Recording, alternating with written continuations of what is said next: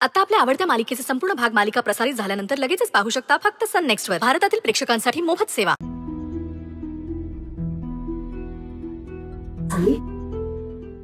ग काय झालं बाळा? हा थांब जरा, पाणी पी आधी. घे.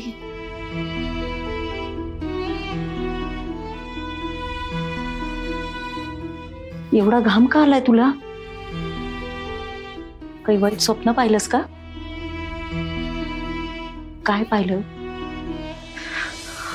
आई,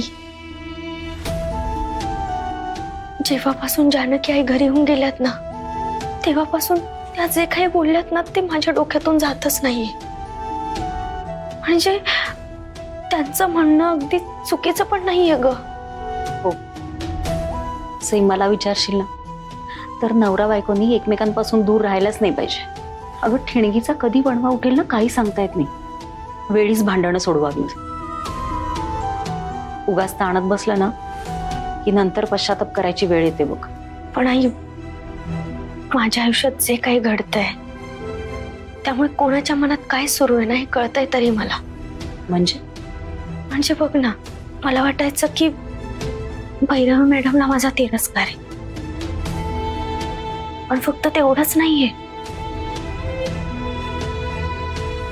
त्यांना मी सरांच्या आयुष्यातच नकोय. आणि मला असंही वाटतंय की विक्रम जे काही करतोय ना त्या सगळ्यामध्ये भैरवी मॅडम त्याला मदत करताय. काय? होय. आणि मला आता असंही वाटतंय की त्या अंजलीच्या हाताला धरून ना मला सरांपासून लांब करण्याचा प्रयत्न करताय. हे माहित नाही पण असं का वाटतंय मला. सई, तसं जर असेल ना तर वेळीच सावध हो. मी तर म्हणते उद्याच्या उद्या तुझ्या सासरी निघून जा आणि हे सगळं थांबव. नाही आई, मी जर आताच घरी गेले ना तर त्याचा काहीच उपयोग होणार नाही. तो विक्रम रोज खेळ खेळत राहणार. त्यात भैरवी मॅडमला मी घरात नकोय म्हटल्यावर त्या मला घरातून बाहेर काढण्यासाठी नवीन नवीन प्लॅन करणार आणि मला त्याच आव्हानांना तोंड द्यावं लागणार आहे. सई अगं, पण तू घरी गेली नाहीस ना तर तुझ्यातलं आणि देवांश्रावांमधलं अंतर वाढेल. असं काही होणार नाहीये.